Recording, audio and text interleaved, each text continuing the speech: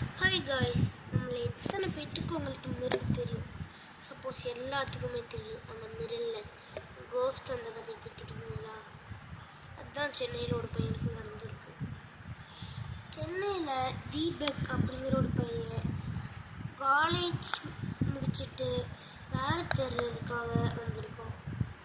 அப்போ தான் ஒரு அப்பார்ட்மெண்ட்டில் தங்கிங்களான அவன் முடிவெடுத்து ஒரு லோக்கல் சீப் அப்பார்ட்மெண்ட்டுக்கு போயிட்டவங்க தான்.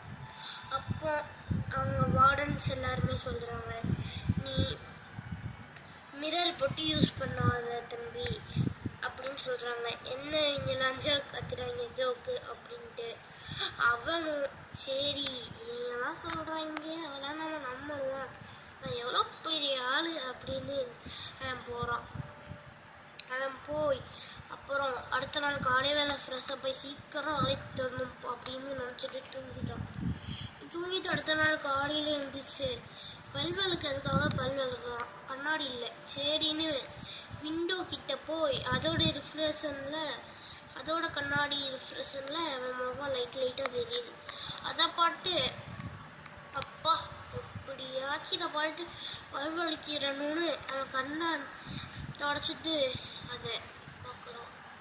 அங்கே தெரிஞ்சது தீபக் இல்லை, தெரிஞ்சது தீபக் இல்லை, ஒரு பேய் மூச்சு ஃபுல்லாக எரிஞ்சு நிற்கிற ஒரு தீபக். உடனே அவன் பயந்து என்ன பண்ணுறதுன்னு யோசிச்சுக்கிட்டே போனான். போய் வார்டனை கேட்டால், நீ ஏன் இப்படி பண்ண? கண்ணாடியை பார்த்து பல்வலுக்கு வேண்டான்னு சொன்னோம்ல, ஏன் நீ தேவையில்லாமல் இப்போ கண்ணாடியை பார்த்த? இந்த வார்டன் ஒன்றும் சொல்கிறாடி. இப்போ என்னடா பண்ணுறதுன்னு தெரியாமல் அவனும் இருக்கிறான்.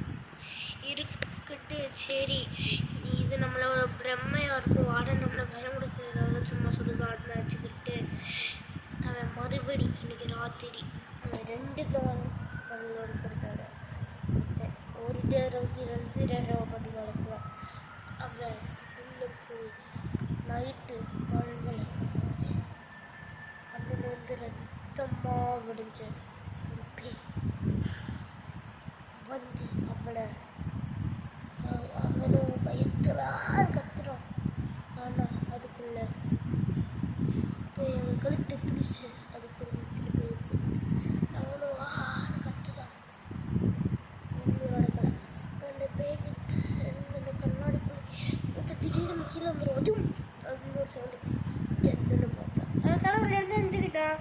சரி இது வெறும் கற்பனை கதை தான், யாரும் கற்பனை கதை தான். அப்புறம் அவன் இருந்துச்சு. அப்புறம் தப்பிச்சு எப்படியா கண்ணாடிக்குள்ளேருந்து வெளியில் உடச்சிட்டு வந்துட்டு நாளைக்கு போயிட்டான். அவ்வளோதான். வயசுக்கு புரிஞ்சு பை அவ்வளோதான்.